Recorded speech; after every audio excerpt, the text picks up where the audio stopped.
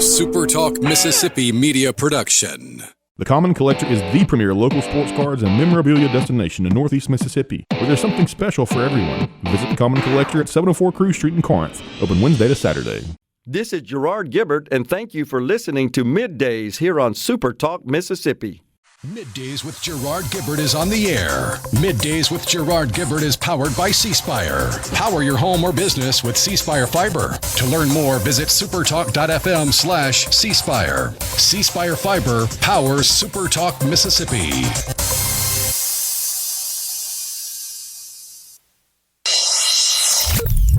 Get ready to go beyond the headlines and join a meaningful conversation with people from around the state.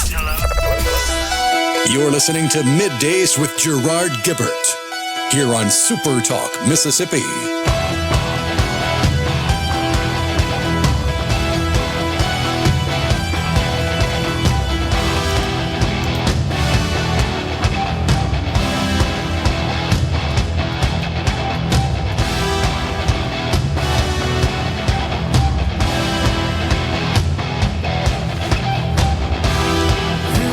Good morning, everyone, and welcome to MidDays, SuperTalk Mississippi. I'm your host, Gerard Gibert, along with Rhino in the Element Wealth Studio, guiding you through the middle of your day with facts, fodder, and fine music. Morning there, Rhino. Howdy. I trust you had a good, long weekend there. Oh, yeah.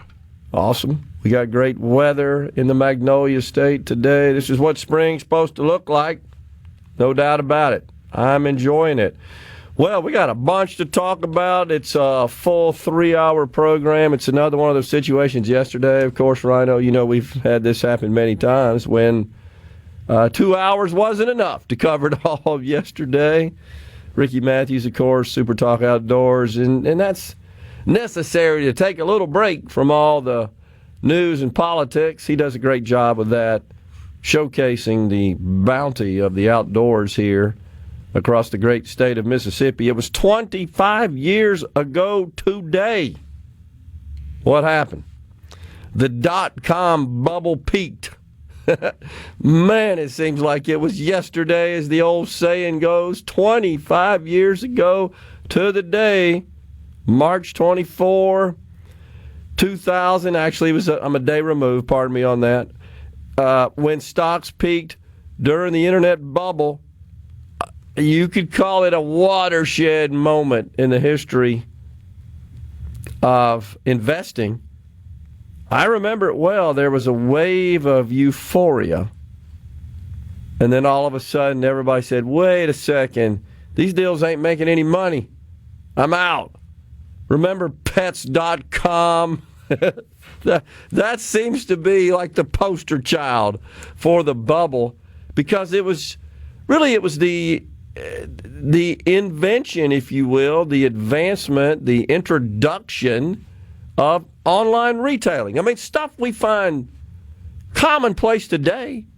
And remember, Rhino, for a period of years after that, I'm not giving them my credit card because there was problems securing personal credit card information. I venture to say most people don't think about that. Well, the proof's in the pudding, is it not? When you look at online sales, I don't think you're doing that with cash. You're using some sort of electronic form of payment. And, of course, that gave rise to electronic payment services such as PayPal's, where Elon Musk got his start. And now it's the buy now, pay later movement, BNPL, Affirm, and what's the other one? Klarna. There's Shop Pay. I can't even think of all of them. Even PayPal has one, by the way. You have purchases. I see it when I do PayPal transactions, and it'll tell you, hey, this qualifies for, what do they call it, paying for, or something like that. No interest. And my belief on that is, wait, you're going to let me keep my money for a couple of months here and not charge me interest? Okay, I'm all over that. I use it. I'll have to admit. If they're going to let me use my money for nothing, and I can keep it working, I'm for it. It's an incredible invention. You were saying last week, were you not, that now folks are eating with Oh, yeah. DoorDash and Klarna teamed up so you can have 4 easy payments for your delivered burrito. That's incredible. It's kind of scary. I saw a report yesterday, you may have seen it, where Americans are cutting back on the consumption of snack foods. And all the snack food makers are warning investors, yeah, we're seeing a trend. Now, some believe that... Couldn't possibly be the shrinkflation people have noticed over the last decade, where you pay the same for the Snickers bar, but the Snickers bar is about a third less. I think you pay more, and that's what all these companies are pointing to, is the input costs have risen. They've passed those on, of course, in some form, as you say, maybe through shrinkflation or just increasing the price of those snack products, and people are saying, wait a second. When they get, I know I don't consume a lot of snacks, but every now and then I might. And I get to the cash register because I don't normally pay attention to the price of the little tag, where they're hanging, because it's not on the product packaging itself anymore. And you bring it up there and they ring it up. You say, wait a second. I didn't want a 4-course meal here. Just wanted a bag of something. It has gone through the roof, no doubt. So there are folks in the investment community saying, are we poised for another one of these bubbles and a big meltdown? I don't think so. And here's why. The companies in the so-called Magnificent Seven, which are the big technology names, these folks are all making money, and a bunch of it to boot. Back in those days, Rhino, thinking about Pets.com, they, among many others, never made a dime of profit, ever. And that's when the investment community said, wait a second, this doesn't look like it's going to ever be viable as a profitable concern. And that's what then bursted the old bubble. But if you look, I think the saddest loss from the dot-com bubble was the loss of GeoCities. Yeah? Because that was never really intended to be this big money-making thing that tried to get a whole bunch of angel investors. It was more, hey, you want to make a website? We got an easy way for you to do it. The website itself is not going to be the prettiest because everybody wanted their .com, but you could have Bill's Bait and Tackle or whatever at GeoCities or .GeoCities, and you could make your own website, and it was free. Yeah, I remember. And by, 2009 it had shuttered. It lasted longer than the .com bubble per se, but after everybody lost that momentum with the internet, it kind of petered out. Yeah, absolutely true. Now, many may not realize that for a number of years, Amazon, which I think now in terms of total gross revenue, may be the largest company in America. Gross revenues north of $500 billion. They're one or two. Well, for many years, while they were pretty much known for their online selling services and platform, they were building out their AWS cloud services business unit. They were losing money every single quarter, and it's only been the last couple of years they've turned the corner and become consistently profitable in all that stuff we buy online, and it ain't by much. As honestly. of last year, they're still right behind Walmart.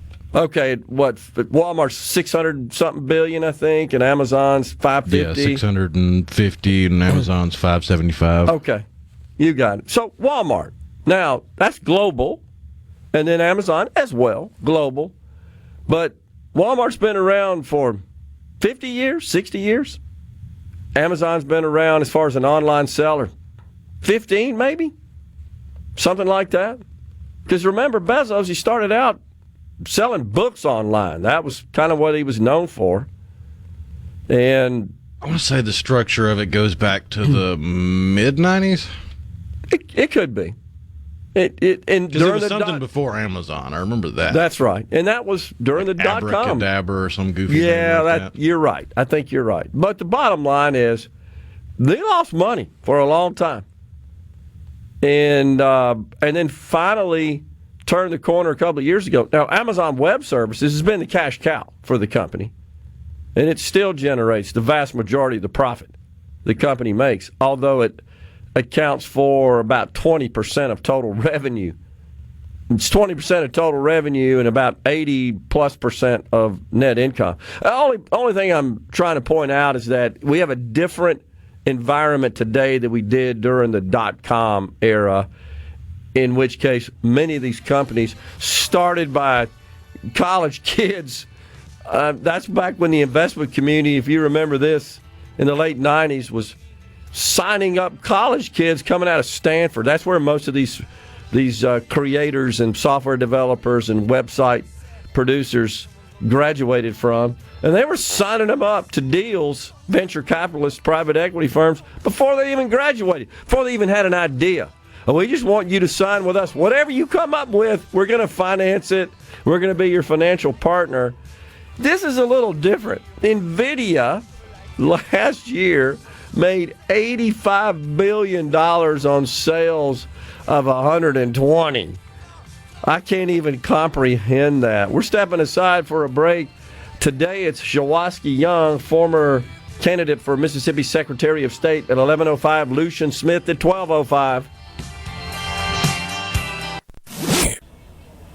This segment of Middays with Gerard Gibert is brought to you by Covington County Hospital in Collins, where your health matters. We're rolling. Middays with Gerard Gibert. What? This is so Awesome. On SuperTalk Mississippi.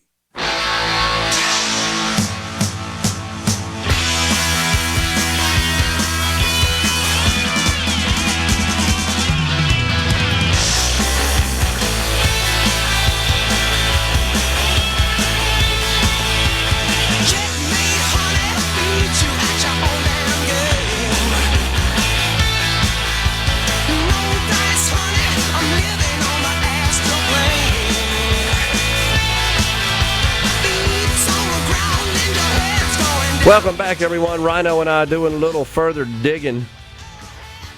I think it's fascinating looking at these big companies and their growth trajectories and, of course, just what they produce in terms of top-line revenue and what they, as they say on Wall Street, Rhino, what they throw off to the bottom line. I've heard that term a lot up there. But NVIDIA, I mean, it's just amazing. In 24, their revenue, fiscal year 24, which ended, by the way, February 24, a little over a year ago. Revenue, $60 billion. Net income, $29. Actually, $32 operating income. Net income, $29. That's after some extraordinary income and expenses. But operating income, $32 billion. 25, fiscal year 25, just closed that out a month ago. Sales, $130 billion. You catch that? 60 and 24, 130, 114% year-over-year increase. And income, this just blows me away. $82 billion of net income on sales of 130. That's up 147%. Wow. Think about that. It cost you, in the case of NVIDIA, $16 billion to run the company. They made 81. Can you think of another company? I can't. I've been to lots of events. I've presented this data. I've asked a question around people that are even in the financial industry. I can't think of another company that throws off $81 billion on sales of 130. You talk about a profit margin, right, of 60% net profit margin. Little less than 60. Yeah, it's a little more, honestly. 60 would be $78 billion. So we're 63%. That's incredible. And so it always causes me to think about, where are all the lefty nuts? Why don't they attack NVIDIA? And it would be stupid for them to do so. I'm not encouraging them to do so. But if you think about price gouging, you see that all the time. The reason stuff's expensive is because of price gouging. What do you think NVIDIA's price gouging? With a 63% net income percentage? No. There's no such thing, because the market says, give me all those chips, give me all those chips. I'll pay the price, right? And you know what, Rhino, this is what's lost on people. So think about all the condemnation of the oil and gas companies and the grocery companies and everything else we buy, that everybody gets, insurance companies, everybody gets all mad. Oh, yeah, they're price gouging. That's the explanation for inflation. The left's explanation, because they don't accept the cause and effect and the influence of basic market principles. They don't accept that. That's why most of the time when they get in power, they screw stuff up with government regulation and overreach. No doubt about it. But here's the point I was going to make. If I posed the question, well, how come you guys are focused on Kroger and Walmart and Exxon and all the household names of all this stuff we buy on a retail basis? Why don't you ever attack NVIDIA? And I'm not suggesting they do. I don't think, Rhino, follow me here. I don't think they realize, there's an artificial intelligence cost to everything Exxon, Walmart, and Kroger do. Therefore, they are actually paying a price. They have an expense buried in their cost model for what NVIDIA does. Let's be real. They think the food just magically shows up at the grocery store. They have zero concept of reality because they live in their own little la-la land 24/7, 365. Incredible. Now, let's be clear. Use of this technology is helping them control costs. That's what they don't get. If it didn't, they wouldn't invest in it. You don't think they know what they're doing? You don't think Walmart knows how to build an efficient cost model? You don't think Kroger does? My gosh. The gross margin they make on groceries? No, the they, them with purple bangs, power glasses, and Doc Martens with a degree in gender studies knows how to run that multi-billion-dollar corporation better than them. Well, that is what I would call horse hockey. You know it. But they honestly don't get it. I saw this past weekend. Oh, my gosh. Robert Reich, our old buddy, on Sunday he posted, "Today is a Sunday, which means trickle-down economics is still a hoax that enriches the wealthy at the expense of everyone else. It will still be a hoax tomorrow, too, and the day after that." Oh, my gosh. First there, comrade, there's no such economic principle as trickle-down. That's some garbage you and your communist pals made up. That's the first thing I'd say about that. Further, this idea that you just got to go confiscate more wealth from those who produce enormous value for society, that's the hoax. Because you know what happens to it? It ends up paying for drag queens to Ecuador. You think that's just hunky-dory, don't you? These folks don't understand the model that enabled the wealthy in this country to achieve that wealth has lifted more people out of poverty and improved the quality of life for more people than any other system combined. There ain't no doubt. The poorest in this country are wealthier than the wealthy in many other countries, except the Politburo, right, that scams. Those are the people that scam at the expense of the economically downtrodden. What'd you share with us the other day in Mexico, what the average auto worker makes a day? Yeah, it's between $8 and $35 a day. A day. And in this country, I'm pretty sure that the average wage for an auto worker is probably north of $35 per hour. It's in that range. Yeah, right? average. Well, and then you got to lap on all the other benefits that the deadgum unions have negotiated. That's worth, honestly, when you break it down in dollars, it's about $20 an hour more. But they don't think about that. And they wonder why all these folks move their operations overseas. They're coming back because Mr. Trump has offered incentives to do so. He's working on a 15% corporate tax rate. But more importantly, he's saying, okay, you want to make your stuff over there? You're going to pay a tariff for it to come back into this country, making your products less competitive. And it seems like every day there's a new announcement of more investment coming into the country, which is fantastic. But, for nothing else, forget the actual policy. It's just because he gets it and he talks about it. It's like taboo in Democrat circles, including with the former president, Joe Biden, just talking about corporate investment and producing jobs and wealth. They don't even want to go there. They don't want to discuss it because they resent it. They don't support the idea, the notion that the private sector can actually produce massive benefit for society. I know, it's crazy. Even when the left tries to do something to benefit society or save the planet, they wind up screwing everybody. You want a great example? Look at Cash for Clunkers. You want to know why every used car on the lot today costs a couple $1,000s more than it should? Cash for Clunkers. No doubt about it. But a dumb 700,000 plus perfectly fine running vehicles on the road that just didn't get as good a gas mileage as the greenies wanted.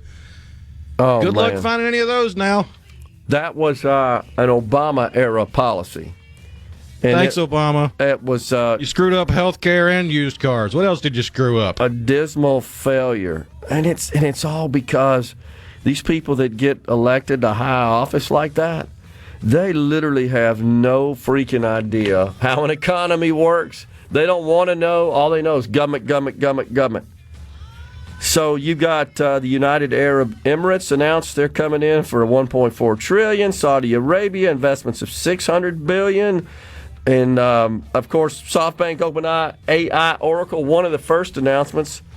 I think that all combines about $500 billion. Apple says they're going to invest $500 billion. Johnson & Johnson, NVIDIA,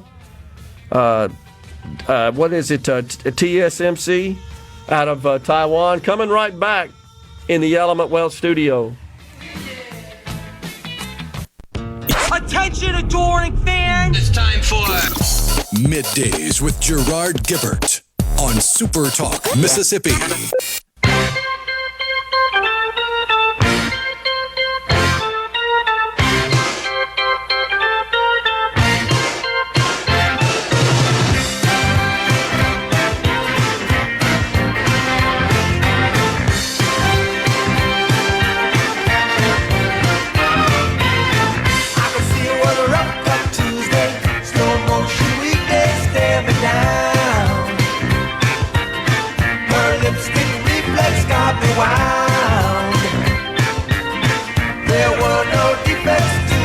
Welcome back, everyone. It is Middays. Nick in Oxford says, don't forget the Obama administration screwed up the 5-gallon gas can, too. What was that? I don't remember that. Oh, yeah, they made the new no-spill spigot on it. Ah, that's right. That everybody hates. Yeah, that is terrible. Because it's stupid. You can't get it out. It's terrible. I agree. You know, the other thing that perturbs me somewhat is the old ban on incandescent light bulbs. And I've gotten into debates where people say, well, even conservative people, well, the LEDs are better and blah, blah, blah. That's not the point. The point is the government is telling me what kind of light bulbs I got to have. And it's really fair to say I believe that the ban on incandescent light bulbs is a little more likely no value to society. I'm for regulations. as long as they produce a net value, positive value. I don't think this does, honestly. I just want to buy incandescent light bulbs. Period. End of story. I don't need a diatribe about how superior non-incandescent bulbs are. That's not the point. I think you would struggle to find anything Democrats have championed for the last generation that's of any value to society whatsoever. So true. That's totally crazy. No doubt about it. No, they're crazy. Yeah, that's a good point. Oh, man. You have probably seen by now this rather controversial situation where apparently a journalist was looped in a group chat where there were discussions of war by the likes of Marco Rubio, Secretary of Defense Pete Hegseth, Mike Waltz, the National Security Advisor as well. And it was a reporter from The Atlantic. And he piped up and said that, yeah, he was included on this chat. He's the editor-in-chief for The Atlantic, which I think I could accurately describe Rhino as a left-wing news outlet. Would you agree? It's just pretty far left in my view.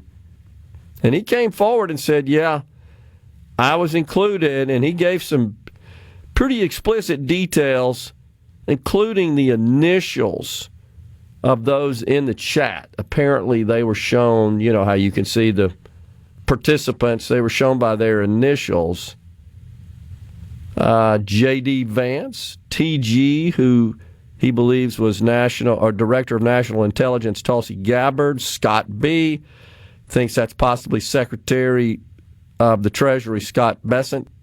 Of course, then the name spelled out, Pete Hegseth, John Ratcliffe.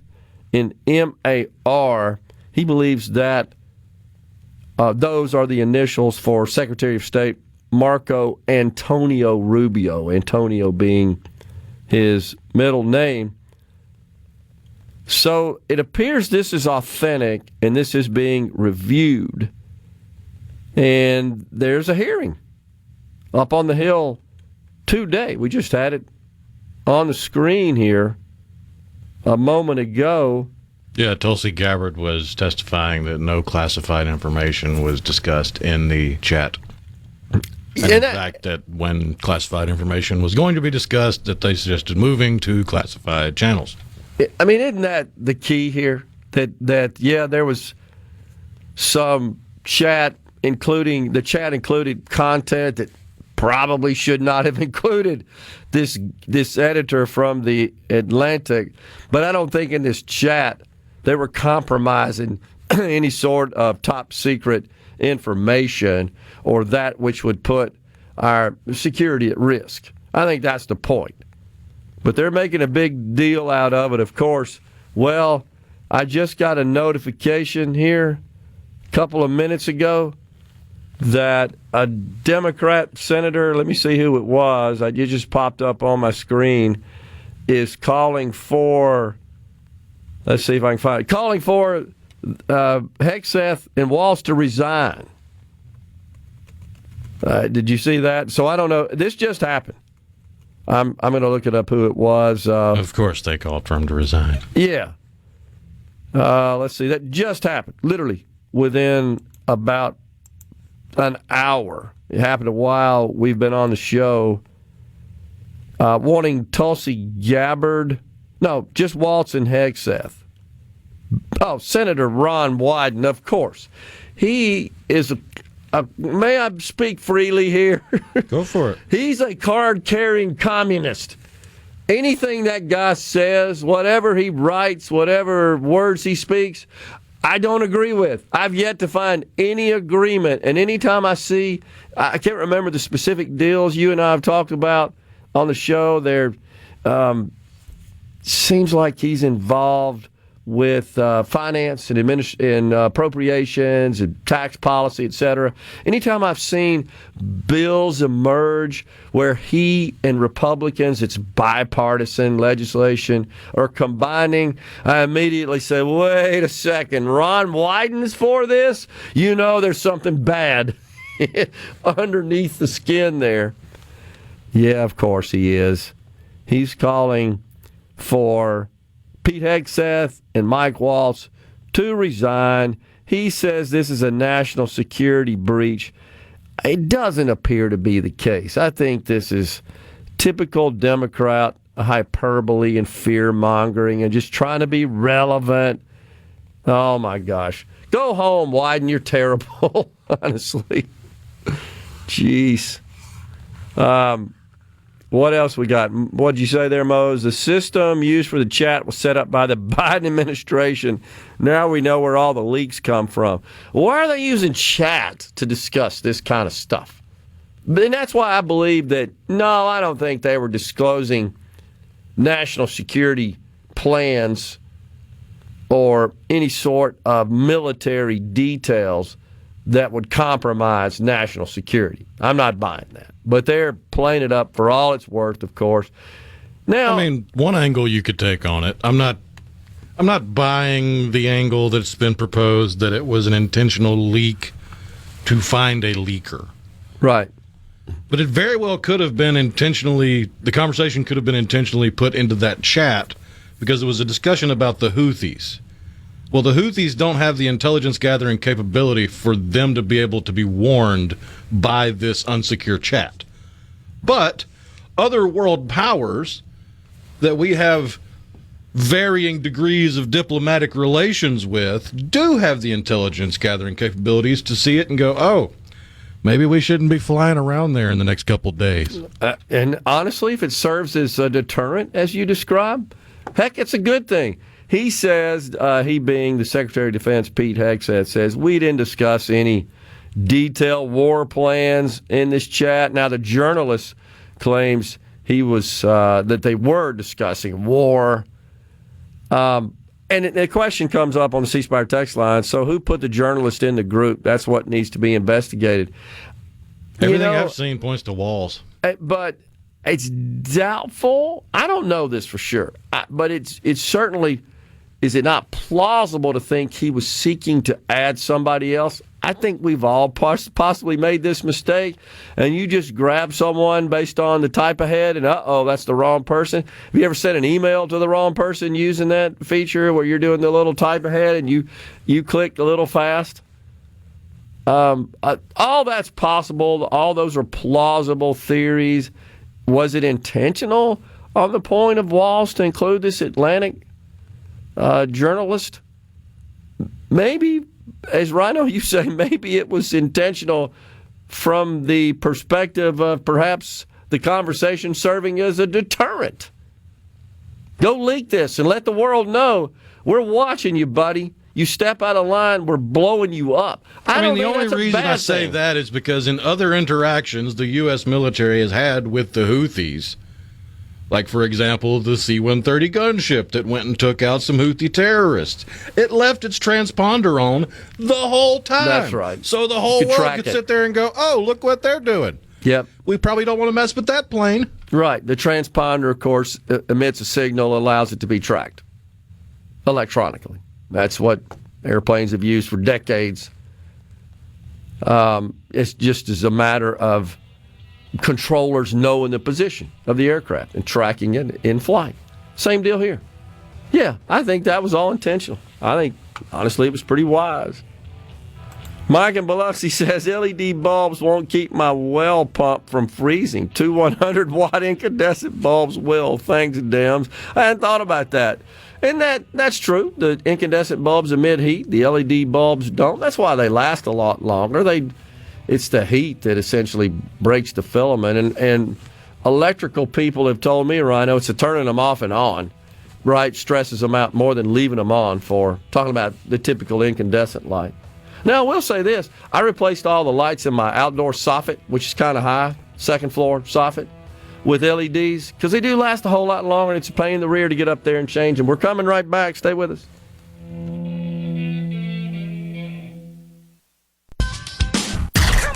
Come on. Middays with Gerard Gibert All right, we are back. on SuperTalk Mississippi.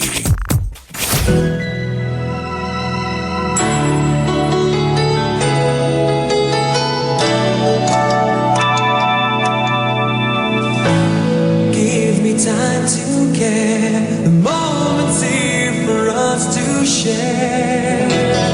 Still my heart is not always there. What more can I say to you?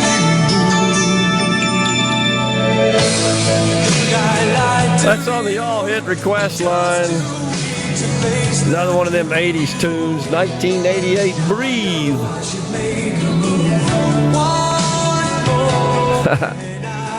The Dow's been hopping all around the unchanged line this morning. It had a huge day yesterday. The Dow, all the indexes did. That's because the president came out and said he was going to be a little bit more targeted in minor in scope on tariffs. Liberation Day, as he calls it, effective next Tuesday, or Wednesday, pardon me, April the 2nd.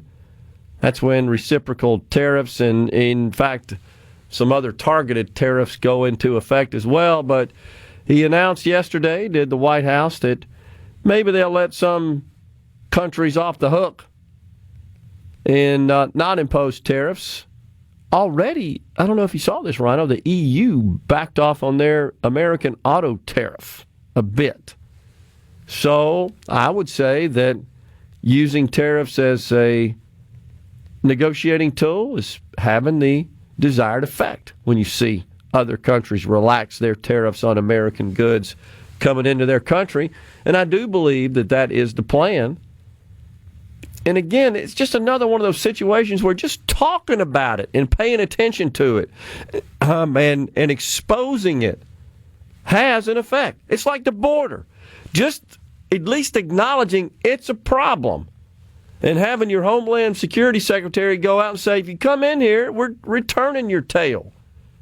All it takes, honestly, if you think about it, is a couple of plane loads full of bad guys being shipped back to their home countries, or in this case, there's a holding place in Ecuador, right?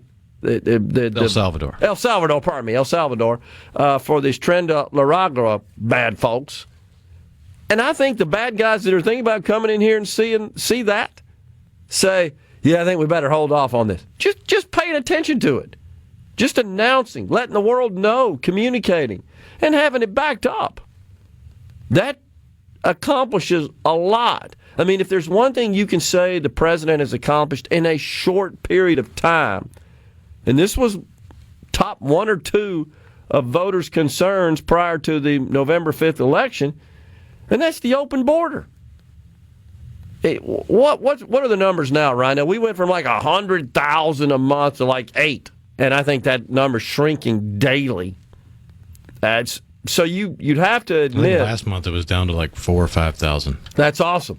You'd have to acknowledge that just talking about it, just announcing, and again, putting people in place that are serious about executing on these orders and carrying those out, honoring those commitments, has a massive impact. The people out there, they're not getting the message that Joe Biden delivered, hey, y'all come on in. That's basically, because remember all the interviews with many of these folks? What'd you come here for? Joe Biden said, come on in. I mean, I'm exaggerating a little bit, but not much, honestly. He rolled out the red carpet. And this president says, you don't belong here. You want to come into this country? You do so legally, and you assimilate, and you conform to our way of life. You respect our ideals and our traditions and our language, all the above.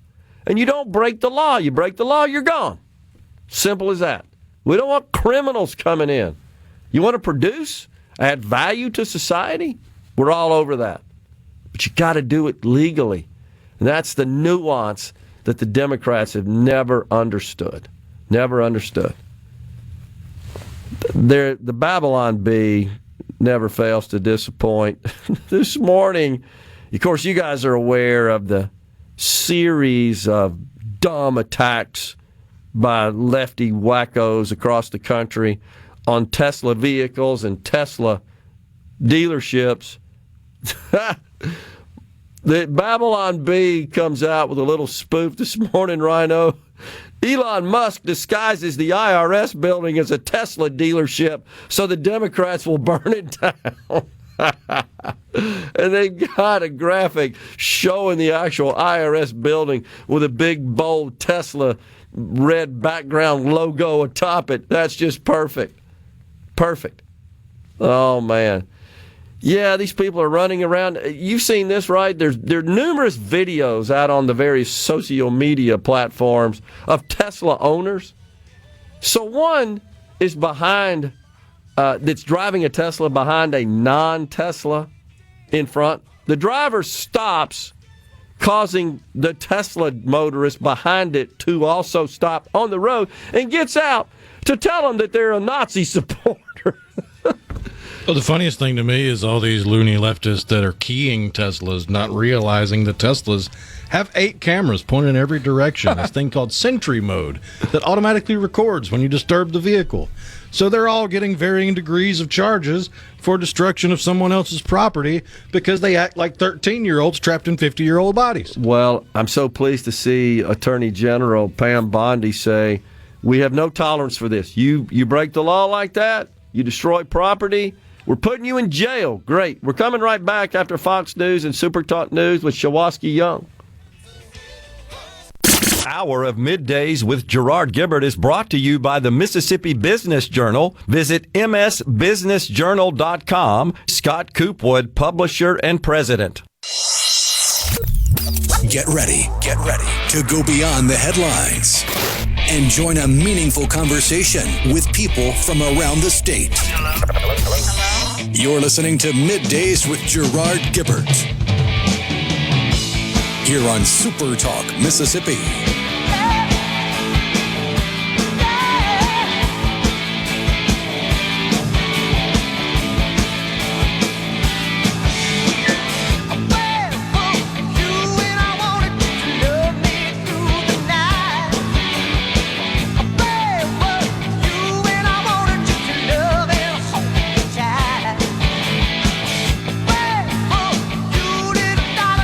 We are back in the Element Wealth studio. We thank you so much for joining us. We are pleased to welcome now Shuwaski Young. He is a former candidate for Secretary of State of the great state of Mississippi. Also, I think it's fair to say, a former Democrat, now a Republican. Absolutely. Fair to say that, too. All right. So you're quite accurate. Yeah, well, appreciate you coming in, as always, Shuwaski. You wrote an article, published an article about a week ago. Yeah. That is entitled "Common Sense Will Determine the 2026 Congressional Elections." Tell us what you mean by that.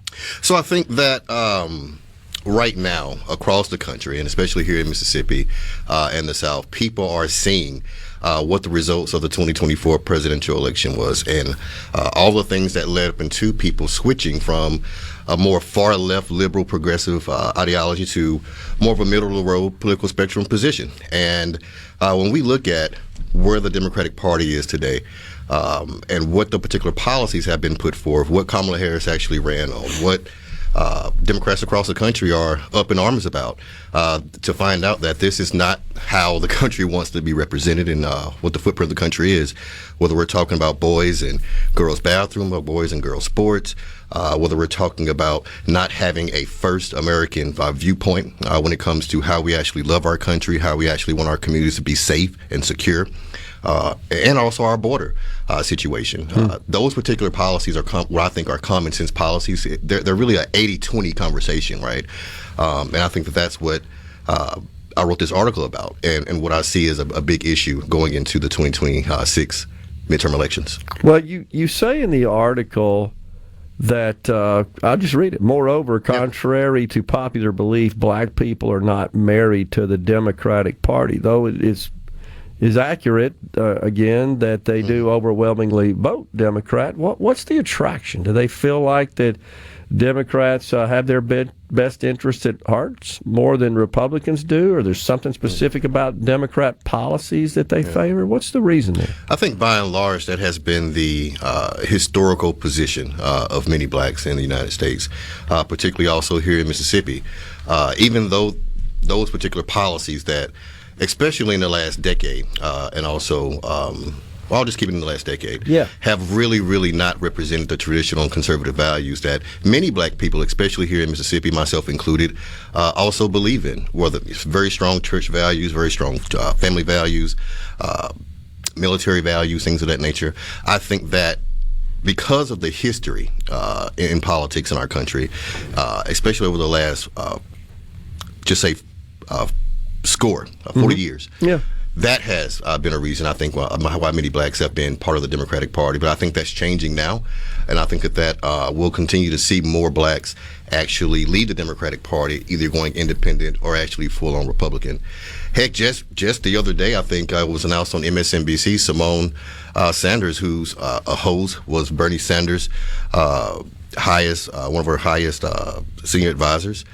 She was known for protecting him across the stage when somebody jumped up on stage, and she also served in Vice President Harris's cabinet and administration.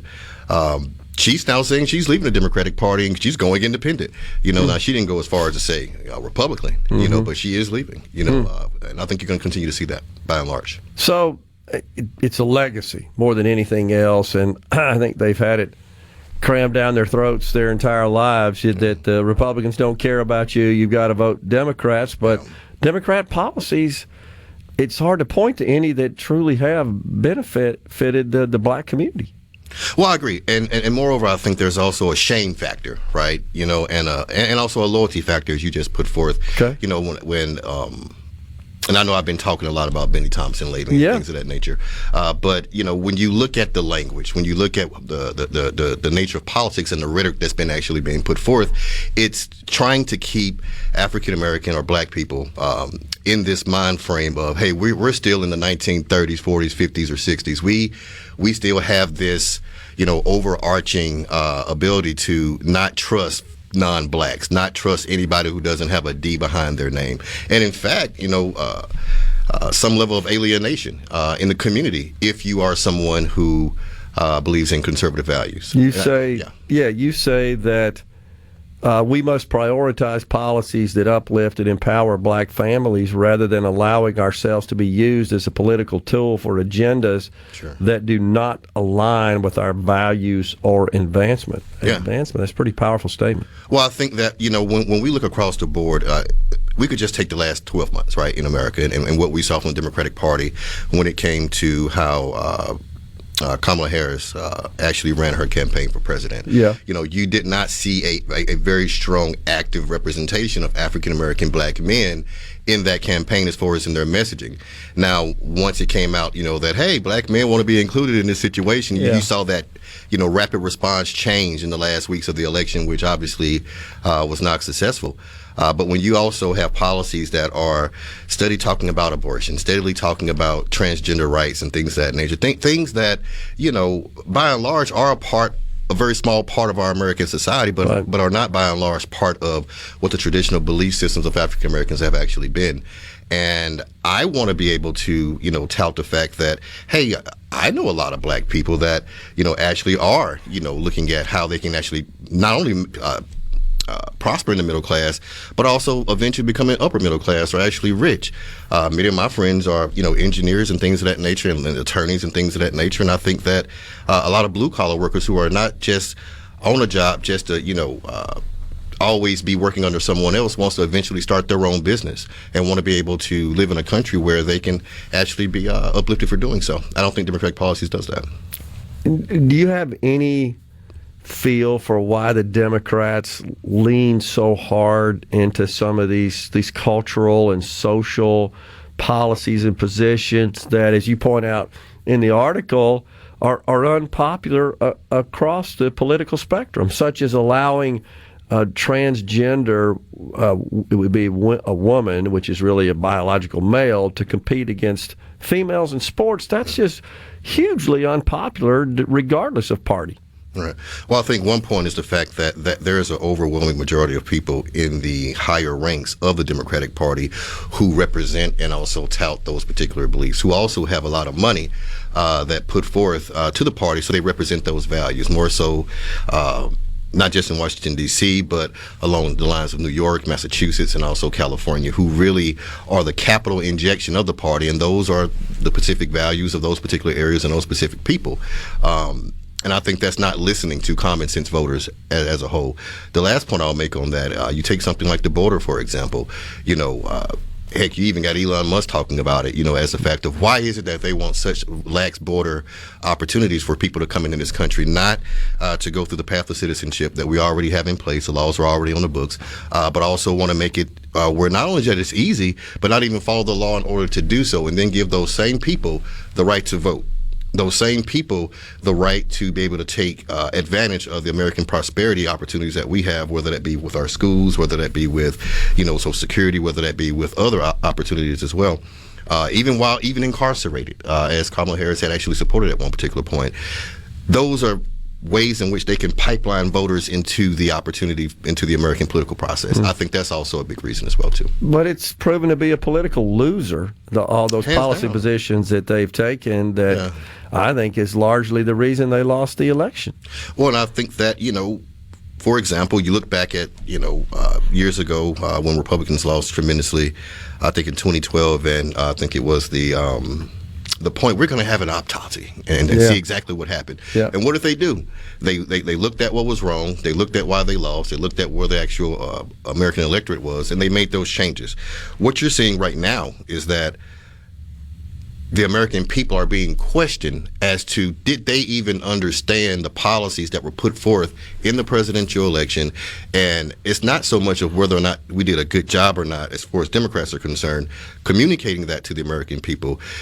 It's also the fact that they didn't understand it. It's also the fact that some of them just aren't smart enough to understand it. And it's also the fact that they don't believe that people know what they're talking about. It's insulting. Do you think, Shuwaski, that as time progresses and the black community becomes sort of populated in middle age with people who are young black people today, and the older generation just naturally attrits? Do you think the attitudes change? We can save that till after the break, but it just seems like there's maybe some questioning of what has been just the tradition, as you point out. Hey, you're a black person, you got to vote Democrat. Right. Seems like maybe the young folks are starting to question that. I think so as well too. Yeah. And you would think that, especially on colleges, campuses where people are usually more liberal minded until they get into the real world. Yeah. They're changing their at rapid speed as well too. We're seeing that. We're coming right back with Shuwaski Young, former candidate for Secretary of State of Mississippi. Stay with us. We're in the Element Wealth studio.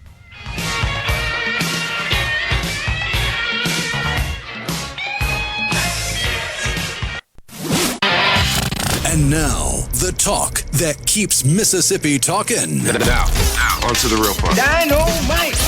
On SuperTalk Mississippi.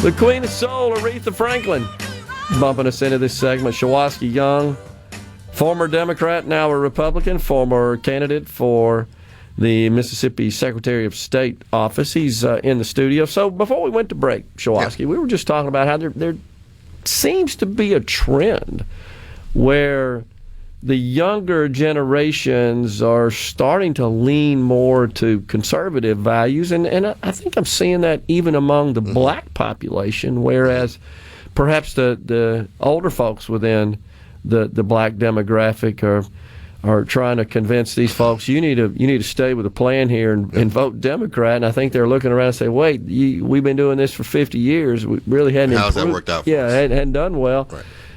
I remember President Trump in his first presidential campaign when he was appealing to black folks to support him. Remember what he said? Hey, what do you got to lose here? Right. Because nothing's really gotten better. And then he did even better in this presidential cycle. I believe he did, yes. Maybe they're hearing my vote. Yeah. So maybe the light bulb's going off. What do you think? Well, I believe so. And also, it's not shaming people to stay loyal to a party that has not been traditionally economically beneficial for them. Like I remember when Joe Biden was also running in that same race, and hard to say it, but alluded to black people being put back in chains if he did not get reelected into office. And I think those type of fear tactics are the reason but people know better than this. They know that you're trying to cater toward them, or pander toward them, I should say, in a way that's not going to be truthful. But I do think that when we look at the policies all across the board of small business expansion, when we look at the tax breaks that are actually happening, when we look at the opportunities for our economy as a whole doing better, that gives an opportunity for more higher paying jobs. Absolutely. Right? I mean, just folks want to talk about a lot, that, President Trump said that when he got elected that, our stock market was going to actually be booming. Right. And then, of course, these last couple of weeks we've seen a little bit of turmoil in the market. Yeah. But yesterday we saw something very different. We saw how Fortune 500 companies and the S&P 500 began to rally throughout the day. And also a lot of wealth was actually made in the country. And I think that you're going to continue to see that because his policies have to have time to funnel into the American economy. And what we've seen over the last 4 years have been probably some padded numbers, when it comes to these companies, of whether they're actually worth as much as they were actually saying. Well, it's always risky to try to assess the performance of the stock markets over a 2 or 3 week period of time. That does not a trend make. No. Markets go up and down, and they're reacting to just kind of the wait and see on how all these policies are going to be implemented and unfold and where we're going to land on that.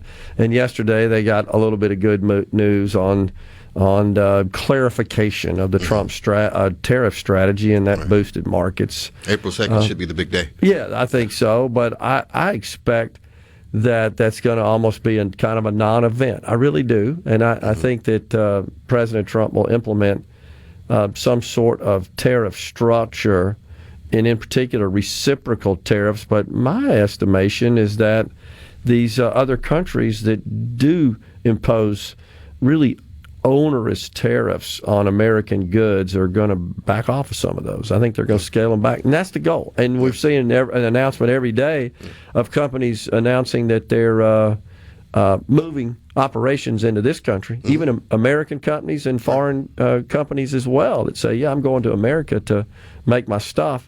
And that was part of the strategy as well. I think it's a smart strategy, and I think that that's exactly what people want to see because in years past, manufacturing was the way in which the middle class actually was built and the way it was actually sustained, with manufacturing actually leaving.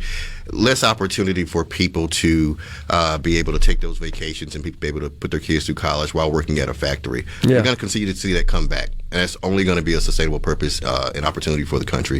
And I think it's going to be a really good thing. Yeah, and I've cautioned right here on this program that the jobs that were lost 3 decades ago when manufacturing entities in this country moved operations abroad, they moved those back. They're not going to fill those factories with the same number of workers that they had back in that period. That's just because of the advances in automation and technology and robotics and every other sort of technology you can think of that's embedded in the manufacturing process. We're going to have way more modern, efficient plants that are going to hire people, but not to the level they would have 40 years ago. And that's all good for us, honestly. I absolutely believe so. And I think about in Neshoba County, as I go back up there tonight, and I'll be at a Republican meeting, county meeting, when I go back tonight at Rodney's Steak and Grill, which is good. But, in Philadelphia, Mississippi, we always had the GM plant when I was a kid growing up. And, of course, it closed and jobs left and things of that nature. But now you have private investors that have come in and rented thousands of square feet inside that particular building, and they are actually starting an Amazon facility there. Okay. And they will continue to expand into more square footage in that particular building and add an opportunity for people to have jobs in the future. Now, no, it won't be an assembly line like it was the last time, but to your point, it will create opportunities for jobs for people who have those skills and can go in there and add to our economy. So I think you're going to continue to see that across not only Mississippi. I know the governor has announced a lot of different expansions across the state. It's kind of be a lot right now that you can't keep up with it. I know when he was running, that was one of the things that people were talking about. Well, you really can't hit him on the economic side because he is doing his best to try to, bring business into the state. So I think having that to continue to move on and go forward is going to be a good thing for Mississippi. It's and so when you look at the sequence in expanding the manufacturing base, it's build, it's power, and then it's fill. Right. So you've got jobs and economic activity in each one of those three major phases. Just the building of these facilities creates lots of jobs and lots of opportunities, to the point that the construction companies find it difficult to secure the number of staff they need to just do the project. We're seeing that in Mississippi. Exactly, and it's funny you mentioned that. As I was driving down from the Neshoba County, I went through the Choctaw Indian Reservation, and Choctaw Central is building a brand new school out there. Yep. And man, the amount of workers that are on that job site, you had different. It's a pretty big school they're building. Yes. You had 20 or 30 guys in this section on this floor, another 15 or so in this section on this floor, and just throughout that entire facility, that takes up maybe about 5, 6, 7 acres, I don't know. Yeah. But there are a lot of folks out there, a lot of material on the ground, and all I saw was the word job. Yeah. And that's great for Mississippi. Yeah, the chief actually did a presentation at my Rotary Club yesterday. Oh, really? He had some aerial views of that job site. I think he said it's a $150 million campus. There were a lot going on there. By it. Yeah. I was like, man, boy. It's incredible. It really is. And people who have not seen the Pearl River Resort is a good place. Has a Geyser Falls. It's pretty much right across really neat. the way from it. We go there every summer. My daughter likes it as well too. Yeah. And of course, their school system out there is going to continue to do good. That's right. Yeah, but those jobs were clearly visible. I saw at least probably 150, 200 people just working, and that's just what was front facing from the road. I don't even know what was happening behind where the bricks are being put. Yeah. So you got the construction phase and plenty of jobs working there, and then you get to the power, which seems to be the new currency in economic development with all this data center explosion and so forth. Well, that creates tons of jobs as well. It does. Just to build those facilities and then maintain and support these power plants and transmission facilities once they're up and running. And then, of course, you got the jobs that come along with actually working in the plants and the facilities to support their operations. So it's all exciting stuff. And this is the message that President Trump has been delivering and what he's been promoting. The Democrats never seem to even talk about that sort of stuff, economic expansion like that. Right. Well, I think that they want to do it behind closed doors with their own people to benefit their own selves in certain ways. They don't all the time feel that people are going to understand it. Okay. I think it's this overwhelming belief that we're smarter than you. Right, and also they don't probably believe in all this stuff anyway, because if you did, you talk about it. But it is this belief that we're smarter than you. We're going to talk about things that play on your emotions versus to give you the liberty that you need and self-empowerment that you need to go out there and be a part of the economy and empower yourself. Because unfortunately, a wise political figure told me a few decades ago, people vote emotion often. And the Democrats are pretty crafty about playing on those emotions, would you say? Well, very, very professional at it. Yeah. And I know having been a Democrat that's very true. But I also know that the ground has shifted beneath their feet, and that same old political dogma is not going to be working in the future. I think you're right. The numbers are showing that. Shuwaski, appreciate you coming in. Always happy to be here. Great to see you, man. You bet. Shuwaski Young has been our guest here in the Element Well studio. We're coming right back.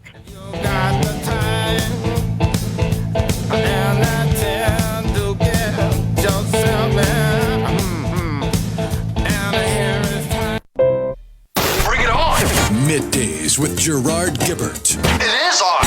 On SuperTalk Mississippi.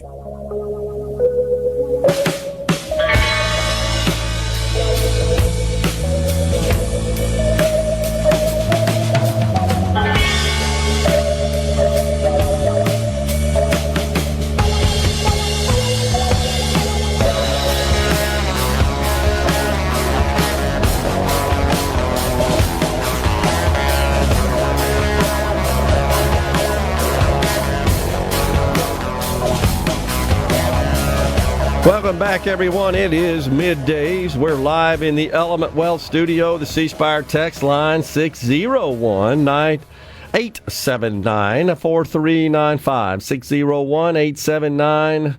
601-879-4395. Did you know that SuperTalk Mississippi is on TikTok? Catch clips of the shows, podcasts, sports highlights, and more. Just search for SuperTalk on TikTok. And don't forget to sign up for the SuperTalk Mississippi News this week in Mississippi Newsletter. Because the news guys, they cover it all, man. They do a great job in there as well. So I was just watching this story on the television in the C Spire studios. Excuse me, the Element Wealth Studios. Got C Spire on the brain from the text line. And it's talking about using, in Texas, schools are starting to use AI tutors. How about that? That's pretty cool. And they're saying that they're seeing results in the test scores from students using these AI tutors. Something else that got my attention was the Supreme Court related to this. The Supreme Court of Arizona.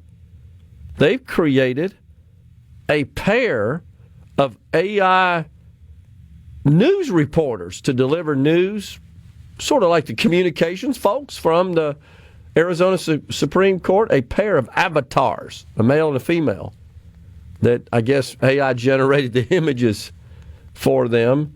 And they're essentially reporting on activities going on in the Arizona Supreme Court.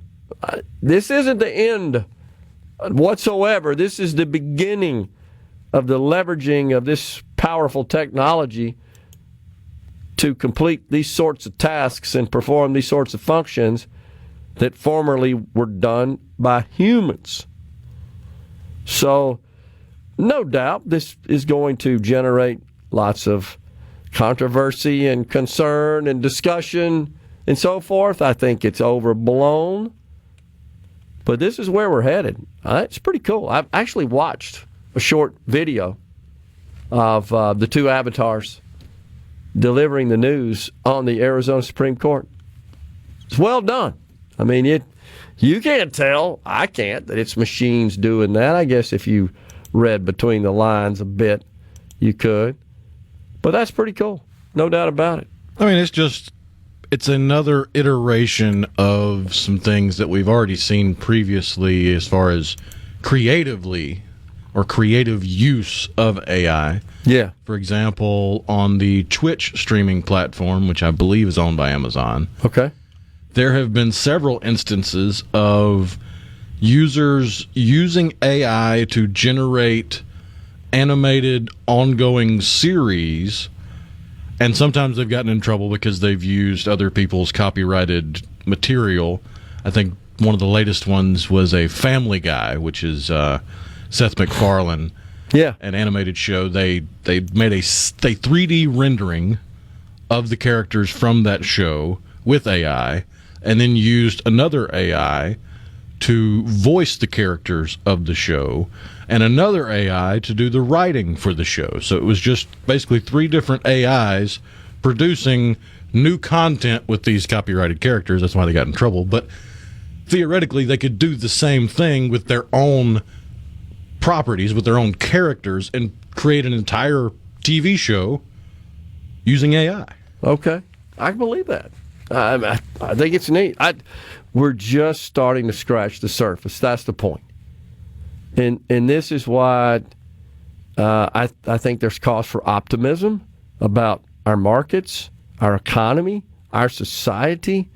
This new powerful suite of tools we're just getting started, literally. Already producing benefit, societal benefit, economic benefit, all the above. I caught an article, I can't remember the publisher, a couple of days ago, Rhino, about use of AI to detect cancer with like 99% accuracy and even better than human detection. So, and that's because this machine has available to it all the data, right, electronically, digitally associated with the review, the evaluation of some sort of lesion, some sort of anomaly, just the same as a radiologist would do. And the added benefit when you digitize, say you're looking at an X-ray, just because most people can visualize an X-ray in their mind. You got that black and white negative kind of look to it, and that relies on the doctor's expertise, and it relies on their eyesight. They have to be able to see the differences in what should be there and shouldn't be there, versus an AI is looking at a digitized representation of that X-ray, and it can notice things that might be just a little too small for the doctor to notice as a difference. But to the AI, well, no, that pixel is much darker than this pixel. There's no way the doctor could have seen that. Or they likely could have spotted it if they spent 8 hours poring over it with a magnifying glass, but they don't have that much time to look at each individual X-ray.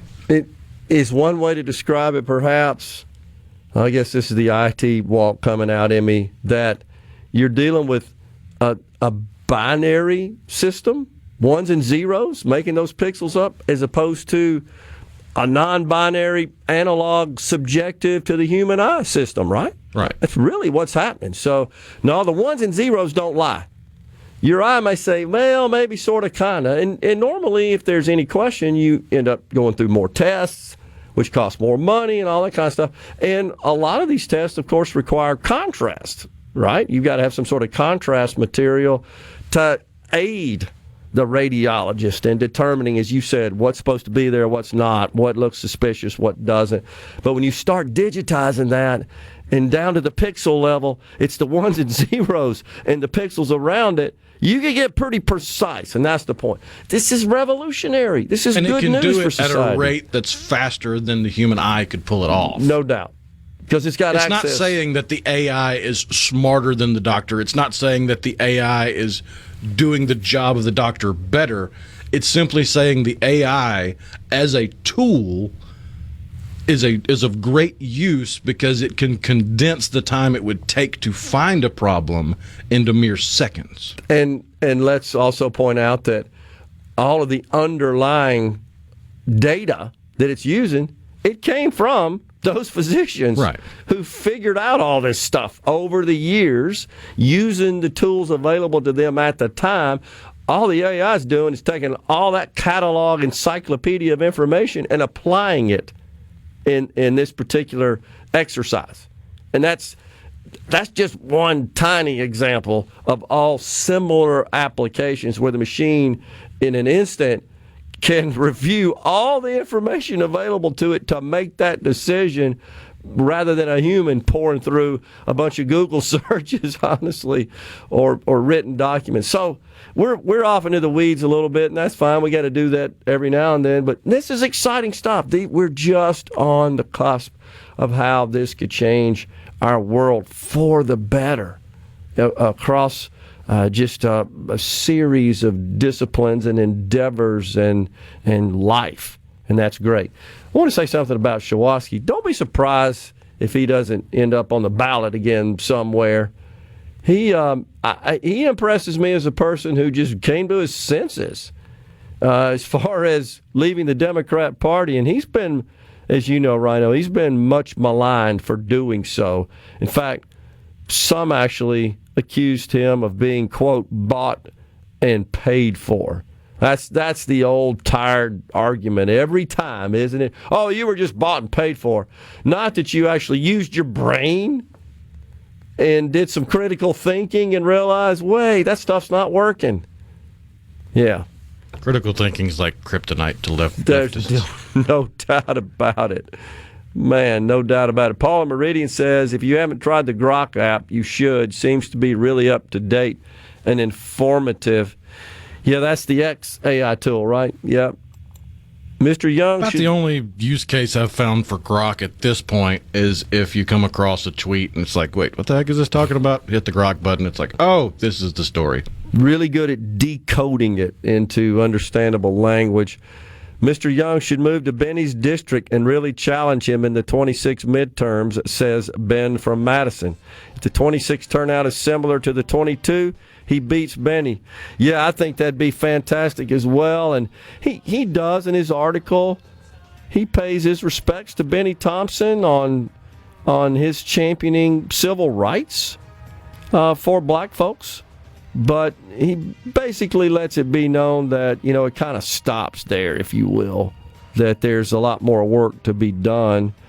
Some people may get upset for saying this, Rhino, but I just don't see that as a major issue the way the Democrats want you to believe it is. That folks, I don't care what their race, ethnicity, gender, demographic is, are being denied their civil rights as they are entitled to in this country. I'm calling horse hockey on that. We're coming right back in the Element Well studio. Another segment, and then Lucien Smith at 12:05.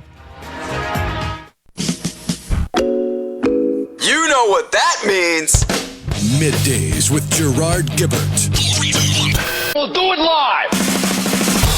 On SuperTalk Mississippi. I'm in love with the girl that I'm talking about. I'm in love with the girl I can't live without. I'm in love, but I sure picked a bad time to be in love.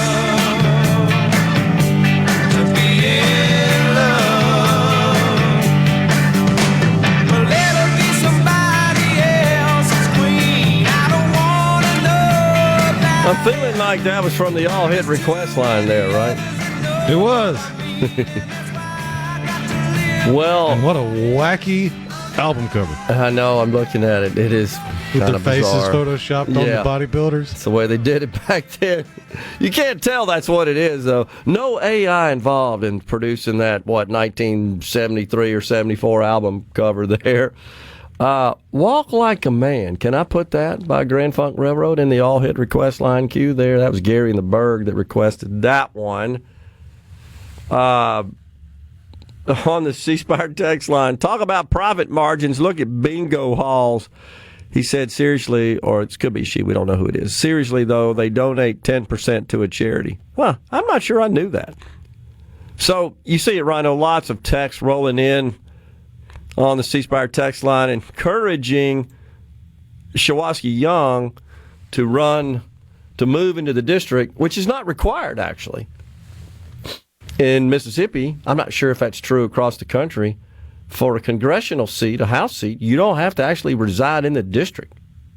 Shuwaski could run against Benny Thompson, even though he may not live in that district, in Thompson's district.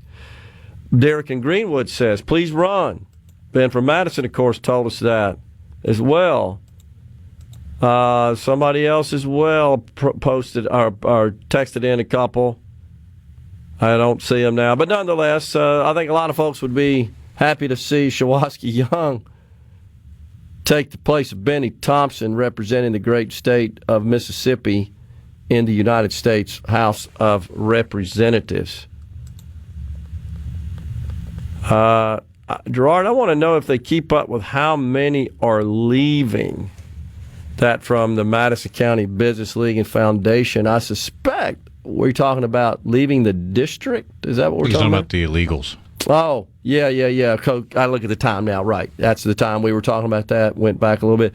Yeah, I think a lot are leaving on their own accord. I don't know that we have any data or numbers to support that I've seen. I mean, there are estimates, but the estimates I've seen vary from like 8,000 on the low end to 80,000 on the high end. This could cause a problem with respect to jobs, that many of those are actually working on various jobs, occupying those jobs, and they're concerned about, I guess, being discovered and deported and want to avoid that hassle, and they're just leaving on their own accord. I mean, I have heard some employers say that most of the illegal aliens that have left of their own accord, that have been open enough to talk about it with the people in media, have mentioned multiple times that the main reason they're leaving is to avoid a deportation. Yeah.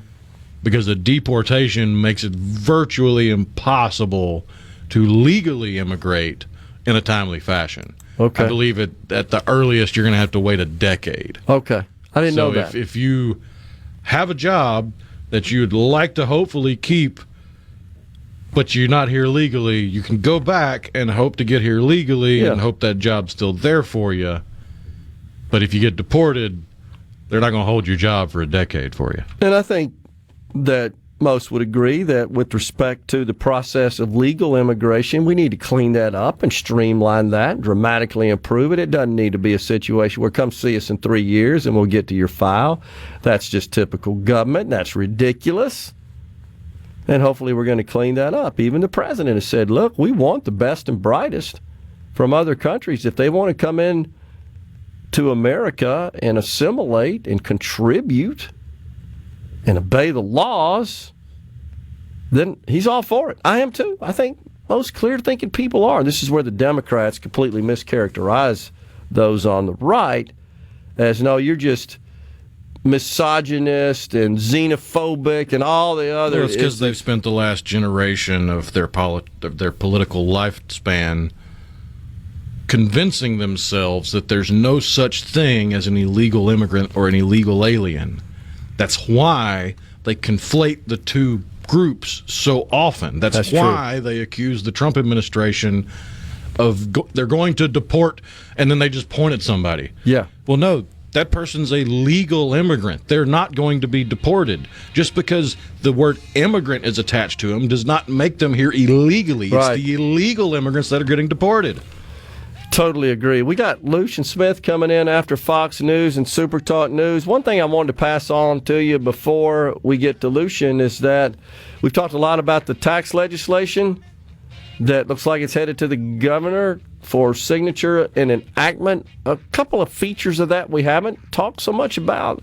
One is the new tier in the public employees retirement system. The other is the ending for all new legislators of the Supplemental Legislative Retirement Plan, also known as SLRP. All new legislators that come into the system, into the legislature effective March 1 of next year, will not have available to them that supplemental plan.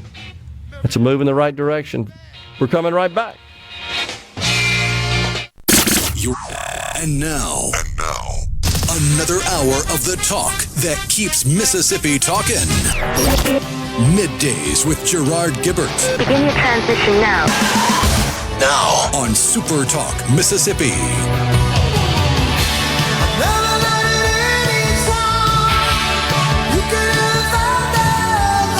Welcome back, everyone. It is Middays, Hour 3. The afternoon portion of the program is now live from the Element Well studio. We're pleased to welcome now, it's Lucien Smith.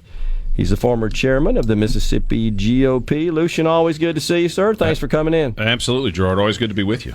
You bet. So we've had, I'm going to call it a legislative session with a lot of activity, but not a great deal of result. Your thoughts? I mean, I think the tax cut, you were right. There's a lot that's talked about that I wish would have happened. School choice being the biggest example to me of an opportunity where we just missed we missed an opportunity. We whiffed on something that could have done a lot of good for a lot of children. I think if you had asked me 2 weeks ago whether we would eliminate the income tax in Mississippi, I probably would have said, no, we're not going to do it this year. Yeah. We're going to get there eventually, but the sides were so far apart. And so I do think, I mean, this is a real historic accomplishment, and it's a testament to a lot of people who've been involved. The House obviously had been the early promoter of this, going back to Philip Gunn when he was Speaker, but there's been a lot of tenacity on the House side. It would have been easy to take kind of a token win, drop back, get a little something incremental, but they made it clear they wanted full elimination of the income tax. And then I also think you got to give a lot of credit to Chairman Harkins in the Senate, who was able to get together. And I know there's a typographical issue, but Chairman Harkins put something together that delivered on the elimination of the income tax while having these triggers in place that should have kept from there being any risk of us cutting taxes so much we couldn't fund government services. Right. So I I was a bit amused by a couple of reports or notes of this historic event in our state, the elimination of the income tax. Sean Hannity, of course, very popular right-wing conservative opinion journalist on Fox News and has his own radio show. He actually tweeted Mississippi Governor's Facebook, Mississippi Governor excited to sign income tax bill that state Senate passed by mistake. It's not quite accurate. I mean, I guess. Oh boy, I feel for the staff and lawyers who are involved with drafting it because, and I think it says a lot that the lieutenant governor and the chairman are not saying, well, the staff made an error. Yeah, but at the end absolutely. of the day. Because at the end of the day, the buck stops with them. But the truth of the matter is that's how this works. I mean, you've got a lawyer who says, we have drafted the legislation you told us to draft. This is what it does.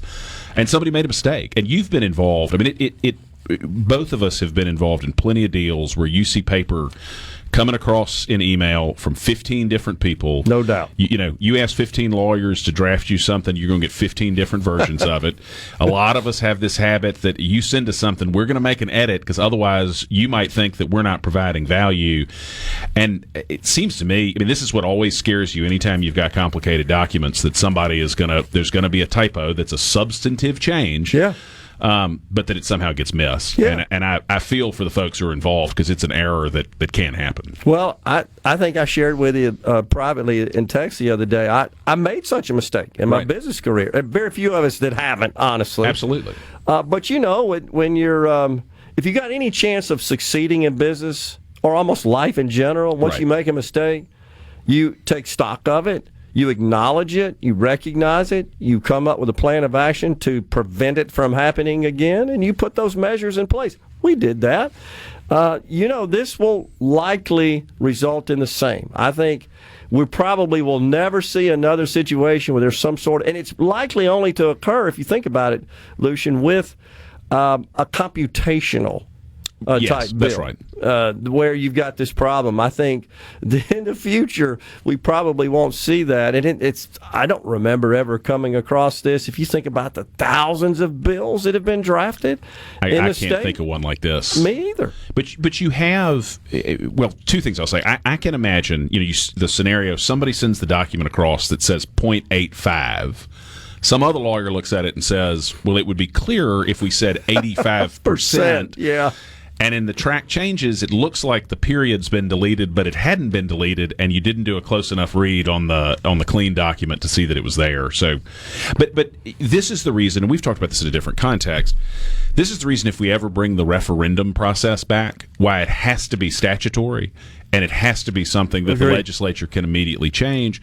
Because I can remember, this has been a decade ago, we made some changes to criminal law to try to save some money in corrections, and created this small window of people who had done effectively a more serious crime, a less serious crime, but who were punished more than the people who'd committed a more serious crime. And it was a drafting error. It got fixed the next year. It wasn't intentional. A very small number of people may have been affected by it. But anytime you've got a multi-hundred-page law that's getting passed, there's a risk that there's a small error in it. I think what's unique about this one, and your example, it certainly has merit, where that wasn't the intention. My guess is, though, both chambers agreed, that's not what we wanted.